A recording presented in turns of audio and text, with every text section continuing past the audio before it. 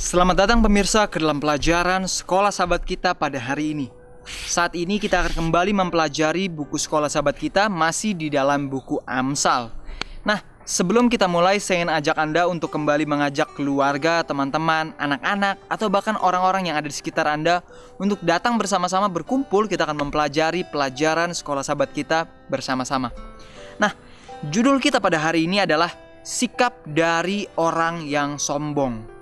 Seperti apa sikapnya? Mari kita baca. Namun sebelum kita mulai, jangan lupa ambil Alkitab dan buku catatan Anda. Kenapa kita harus catat? Karena kita sedang berada di dalam pelajaran Sekolah Sahabat. Kalau saya dulu di saat saya sekolah, saya tidak membuat catatan, tentu saya akan lupa apa yang saya pelajari. Begitu juga dengan pelajaran Sekolah Sahabat kita. Dan dimanapun Anda berada di saat Anda mendengarkan khotbah atau belajar apapun, pastikan kita biasakan diri kita untuk mencatat, untuk menulis apa yang kita pelajari dan apa yang bisa kita lakukan. Karena apalah fungsinya kita belajar jika dari pelajaran itu tidak menolong kita untuk melakukan sesuatu yang baik dan menjadi berkat bagi orang lain. Judul pelajaran kita adalah sikap atau aksi tindakan dari orang yang sombong. Mari kita baca. Jadi sebelumnya kita belajar bagaimana kerendahan hati adalah sesuatu hal yang positif. Dan kerendahan hati akan membawa berkat. Bukan hanya bagi diri sendiri, tapi juga bagi orang lain. Sementara kurangnya kerendahan hati adalah kebalikannya. Sesuatu hal yang sangat berbahaya dan akan membawa kutuk. Nah, setelah kita pelajari bagaimana pentingnya, apa manfaatnya kerendahan hati dengan menunjukkan di dalam setiap pencapaian dan buah-buah dari kehidupan kita, di Amsal 30 menunjukkan sebuah peringatan yang keras betapa bahaya yang datang di saat kita sombong. Dan apa saja aksi serta tindakan dari orang yang sombong. Jadi sebelumnya kita telah lihat bagaimana sikap yang seharusnya dari kerendahan hati. Kita telah melihat bagaimana buah-buahnya. Karena seringkali orang mengatakan saya orangnya rendah hati, tapi di dalam sikap, di dalam perbuatan, di dalam kata-kata sama sekali tidak menunjukkan kerendahan hatinya. Itu artinya perbuatan kita dan kata-kata kita bertentangan. Nah, mari kita lihat sekarang seperti apa sih sikap dari orang yang sombong. Yang pertama, orang yang sombong mereka akan melupakan sumber kehidupan mereka. Mari kita baca di Amsal 30 ayat 11 sampai 17. Nah, di Amsal 30 ayat 11 dikatakan, ada keturunan yang mengutuki ayahnya dan tidak memberkati ibunya. Di ayat yang ke-17 dikatakan, mata yang mengolok-ngolok ayah dan enggan mendengarkan ibu akan dipatuk gagak lembah dan dimakan anak raja wali. Wah, kelihatannya agak kejam ya. Tapi di sini dikatakan bahwa di Amsal 30 ayat 17, kita mungkin berpikir bahwa saya menghormati orang tua saya kok. Tapi di sana dikatakan mata yang mengolok-ngolok ayah. Jadi bukan hanya sekedar melalui kata-kata, tetapi juga bahkan dari cara kita melihat, tatapan kita. Seringkali itu bisa diartikan sebagai sikap yang mengolok-ngolok. Dan juga yang berikutnya, di saat kita enggan mendengarkan apa yang dikatakan oleh ibu. Itu pun juga adalah definisi dari kita menghina orang tua kita. Sahabatku yang ada di rumah, tadi telah kita pelajari bagaimana sikap dari orang yang sombong. Orang yang sombong melupakan siapa yang memberikan kehidupan kepada mereka di atas dunia ini. Tentu semuanya adalah dari Tuhan, tapi Tuhan telah percayakan kehidupan kita, kelahiran kita dari orang tua kita. Jadi adalah sepatutnya bagi kita untuk menghargai mereka, menghormati mereka, dan tidak mengolok-olok mereka, mendengarkan yang mereka katakan. Jika adalah hal yang baik, kita lakukan. Jika hal yang kurang baik, marilah kita bisa coba perbaharui dan perbaiki. Di sini dikatakan bahwa Di dalam buku Amsal 30 dijelaskan sebuah kategori di mana ditunjukkan sebuah sikap yang tidak peduli, di mana anak-anak mereka seringkali anak-anak melupakan sumber dari kehidupan. Dan secara signifikan, di saat kita menghormati dan memberkati orang tua kita, ini juga adalah sebuah perintah yang Tuhan tuliskan di dalam buku Keluaran 20, satu-satunya perintah yang diasosiasikan dengan janji kehidupan. Jadi sangat luar biasa, Tuhan tambahkan sebuah berkat di saat kita menghormati dan menyayangi orang tua kita. Sementara di saat kita melanggarnya, dijelaskan bagaimana anak-anak pada zaman dahulu, di zaman bangsa Israel, mereka harus dihukum, bahkan dihukum mati. Ini terdapat di Keluaran 21. Keluaran 21 ayat 15 dan 17. Dikatakan siapa yang memukul ayah dan ibunya, atau di ayat yang ke-17, yang mengutuki ayah dan ibunya, pasti dia dihukum mati. Jadi sahabatku, bahkan dari zaman para nabi, sangat ditekankan pentingnya untuk menghormati orang tua. Jadi sahabatku, hari ini, di saat Anda mendengar hal ini, mari kita kembali mengingat keluarga kita, orang tua kita terutama. Mungkin kita sudah lama tidak berbicara dengan mereka, sudah lama tidak bertelepon, atau lama tidak bertemu. Walaupun sekarang bukan hari ibu atau hari bapak, tapi Anda bisa gunakan waktu Anda dalam beberapa menit. Coba telepon mereka, hubungi mereka. Beritahu kepada mereka betapa Anda sangat mengasihi mereka, dan betapa Anda sangat bersyukur oleh karena mereka ada dan selalu menyayangi Anda. Jadi inilah tugas pertama kita ya. Seperti yang kita pelajari bahwa orang yang sombong, mereka lupa siapa yang memberikan kehidupan kepada mereka. Pertama tadi adalah orang tua. Yang kedua tentu Tuhan. Seringkali kita lupa bahwa seseorang bisa sukses, bisa menjalankan sesuatu, tentu adalah karena ada orang-orang di sekitar mereka yang ikut serta membantu. Sahabatku, seringkali para pimpinan di kantor lupa hal itu. Jajaran kedokteran, pemerintahan sering lupa. Kita sering berpikir bahwa segala hal yang dilakukan, yang bisa berhasil, itu semua karena saya yang bikin. Kita sering berpikir selalu kita, ke arah kita. Sementara ada seorang dokter bedah yang terkenal, dia mengatakan dia tidak bisa menjadi berhasil dalam melakukan operasi dan lain-lain kalau dia tidak punya tim yang kompak. Jadi di saat dia diwawancarai, dia bukan mengatakan, oh ya, karena saya hebat, saya belajar ini, itu, saya sudah lakukan studi kemana. Enggak. Dia katakan semuanya adalah karena saya punya Tuhan yang hebat, dan saya punya tim yang kompak. Kalau teman-teman saya tidak bekerja sama dengan kompak bersama saya, tidak akan terjadi. Begitu juga, bayangkan, pilot. Kalau kita berhasil menerbangkan sebuah pesawat sampai ke tujuan, bukan karena pilotnya hebat atau karena supirnya luar biasa makanya bisa sampai, tapi karena tentu ada mekaniknya yang bekerja sama. Ada orang-orang yang di dalam yang saling bekerja sama sehingga pekerjaan bisa berjalan dengan baik. Jadi dimanapun Anda berada, apapun pekerjaan Anda, hari ini mari kita lihat dan mari kita coba syukuri, bersyukur kepada paling tidak orang-orang yang berada di sekitar kita, yang mendukung kita, yang membuat kita berada di posisi kita di mana kita berada pada saat ini. Marilah kita belajar untuk berterima kasih kepada mereka pada hari ini. Nah, mari kita lanjut ke poin yang selanjutnya. Di poin yang selanjutnya, sebuah tindakan dari orang yang sombong adalah menganggap dirinya benar. Mari kita baca. Di dalam Amsal 30 ayat 12 dan 20 dikatakan, ada keturunan yang menganggap dirinya tahir, menganggap dirinya benar, tapi sebenarnya belum dibasuh dari kotorannya sendiri. Jadi masih penuh dengan kekotoran, tapi menganggap dirinya benar. Nah, Lalu di ayat yang ke-20 dikatakan, inilah jalan perempuan yang berzina. Dia makan, menyeka mulutnya, lalu berkata, aku tidak berbuat jahat. Sahabatku yang ada di rumah, sering kali kita berpikir ayat di dalam Amsal 30 ayat 12 dan 20 ini adalah untuk orang luar, adalah untuk mereka yang belum kenal Tuhan.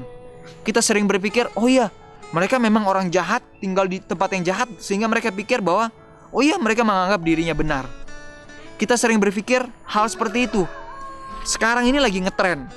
Banyak koruptor, pencuri, ya kan, bahkan pembunuh sekalipun yang sudah dijatuhi hukuman, sudah masuk di bui, di dalam penjara, tapi tetap tidak merasa bahwa dirinya bersalah. Saat diwawancara, kelihatan hanya diam, senyum-senyum, gak ada mukanya perasaan bersalah. Ini sudah ngetren terjadi bahkan dari beberapa tahun yang lalu. Ada artis-artis yang tertangkap bawa narkoba, mungkin ada penjual juga, tapi merasa dirinya tidak bersalah. Sahabatku, dan hal itu kita pikir itu hanya di dunia luar. Bukankah hal itu juga sering kali terjadi di dalam lingkungan kerohanian, di dalam gereja kita? Bahkan mungkin harus kita selidiki kembali, apakah itu ada juga di dalam kehidupan saya?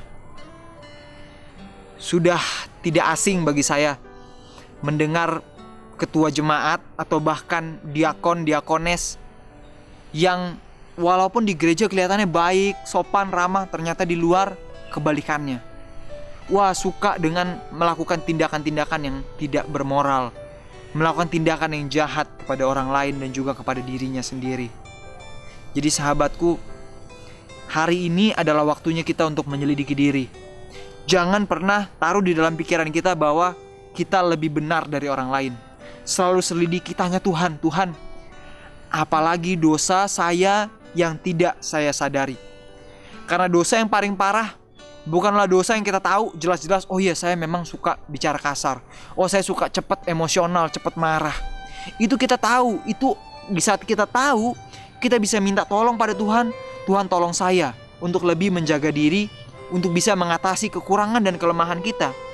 Tapi masalahnya, jika kita punya dosa yang tidak kita ketahui, kita akan merasa bahwa diri kita benar.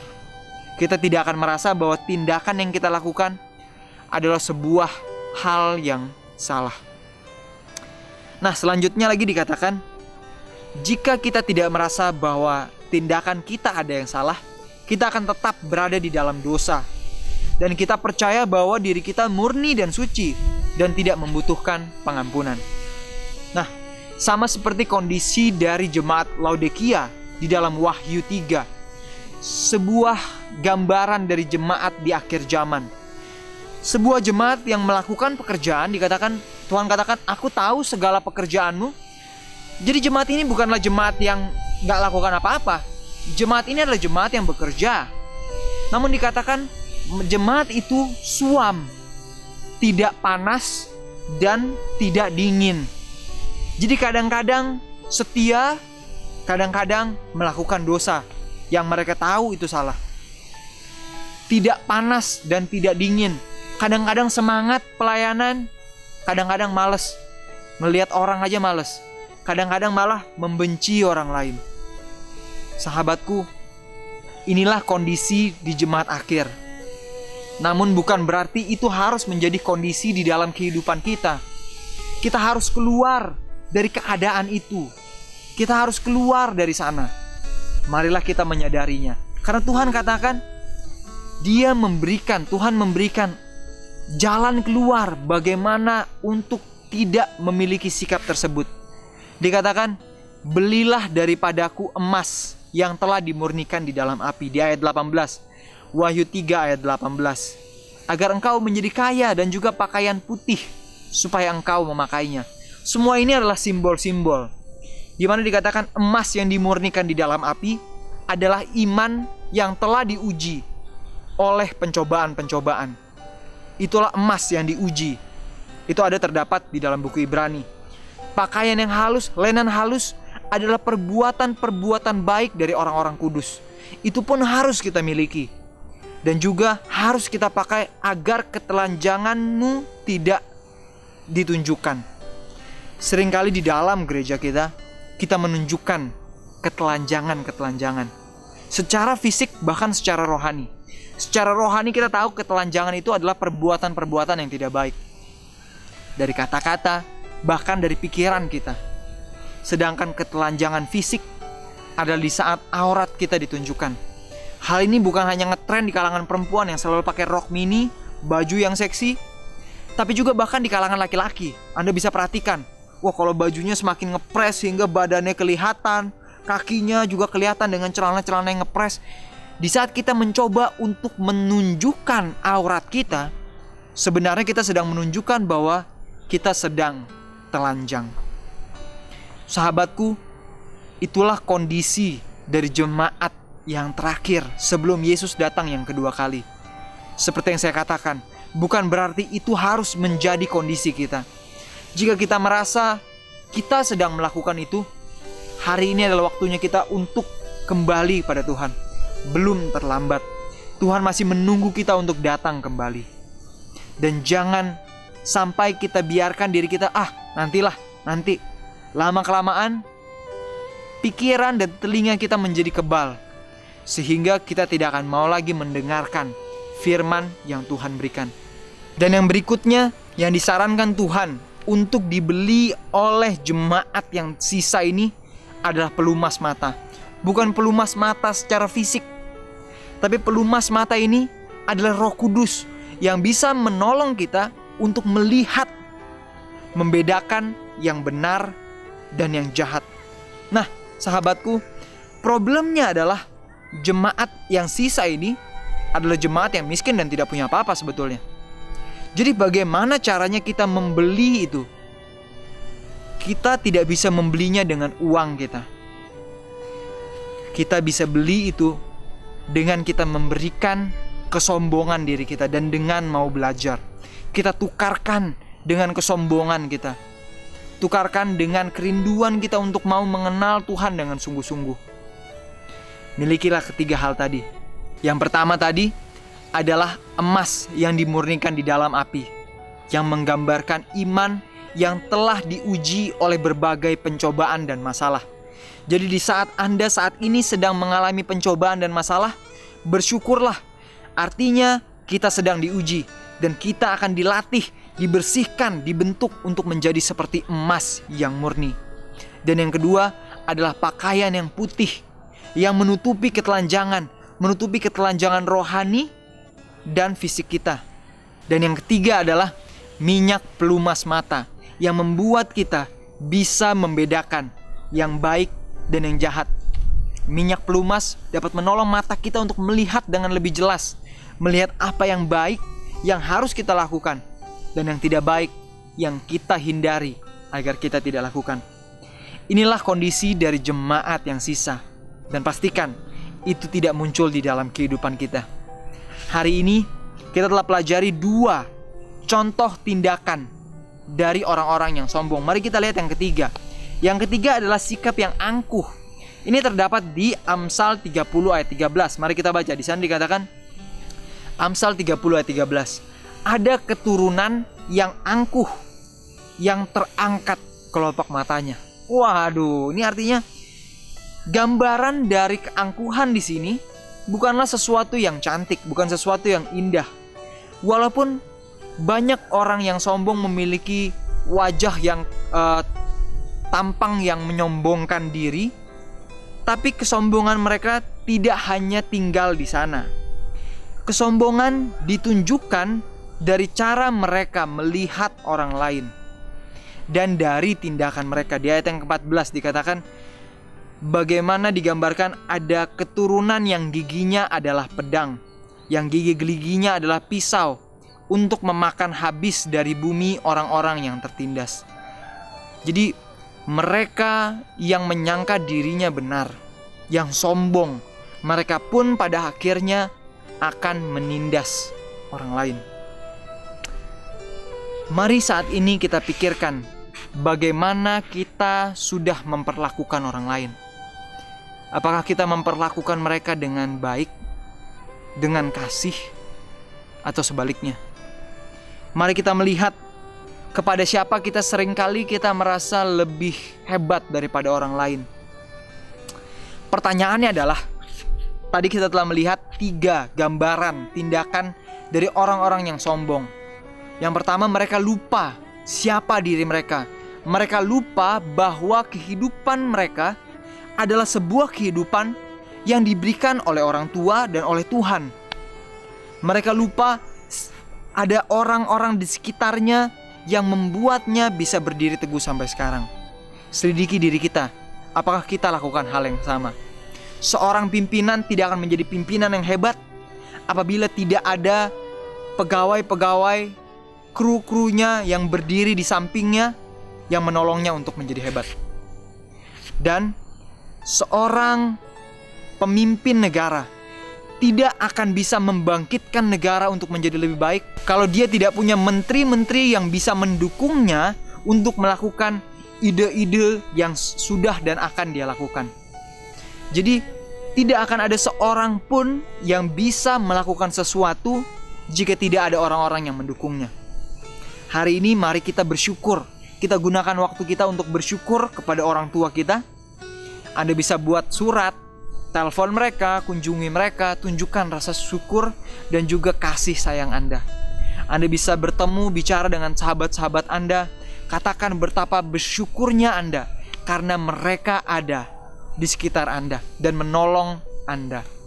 Dan yang berikutnya, Anda juga bisa bersyukur kepada Tuhan atas setiap berkat, bahkan nafas hidup yang masih bisa kita miliki pada saat ini. Karena jikalau bukan karena Tuhan, tidak ada satu hal pun yang baik yang bisa kita lakukan. Dan yang berikutnya, sikap yang kedua adalah marilah kita kembali menyelidiki diri dan tidak menganggap diri benar. Dan yang ketiga, kita jauhkan pikiran dan pandangan yang angkuh agar kita pada akhirnya tidak menindas orang lain. Kita telah melihat bagaimana contoh sikap dari orang-orang yang sombong. Pertanyaannya adalah, kalau begitu bagaimana sikap dari orang-orang yang rendah hati? Tentu sangat simpel. Dari sikap yang sombong tersebut, mari kita balikan. Orang yang rendah hati adalah orang-orang yang selalu bersyukur dengan berkat-berkat kehidupan yang mereka telah miliki. Bersyukur kepada orang tua, kepada Tuhan, dan kepada orang-orang yang ada di sekitarnya. Jangan lupa tulis di catatan Anda. Mari kita lakukan sesuatu yang spesial untuk mereka pada hari ini. Bantu mereka juga di dalam pekerjaan mereka. Sikap yang kedua dari orang yang rendah hati adalah yang tidak menganggap diri benar, yang selalu mau untuk belajar, selalu mau untuk dikoreksi, bahkan dikoreksi oleh orang-orang yang menurut kita seringkali tidak pantas. Tapi Tuhan berbicara juga bahkan untuk kepada orang-orang yang kita rasa tidak layak. Anda ingat para nabi terdahulu? Waduh, bukanlah orang-orang yang hebat. Bahkan kadang datang dari kalangan yang tidak dikenal. Tapi Tuhan pakai mereka untuk bicara. Karena itu kita harus selalu mau belajar, selalu mau dikoreksi, dan selalu mengecek di dalam firman Tuhan. Apakah koreksi yang diberikan adalah sesuai dengan firman Tuhan? Dan sikap yang ketiga adalah selalu memperlakukan orang lain, selalu memperlakukan orang lain di dalam kasih. Hari ini kita telah melihat dan belajar bagaimana tindakan dari orang-orang yang sombong serta tindakan dari orang-orang yang rendah hati. Biarlah hari ini kita melakukan firman yang kita dengar. Marilah kita menjadi pelaku firman. Dan jangan lupa bagikan pelajaran sekolah sahabat ini kepada paling kurang 1 orang pada hari ini. Dan rasakan berkat yang Anda terima, bagikan juga kepada mereka, agar mereka terberkati dan bisa melakukan yang Tuhan inginkan agar mereka lakukan. Sampai di sini pemirsa, pelajaran sekolah sahabat kita pada hari ini. Tuhan memberkati dan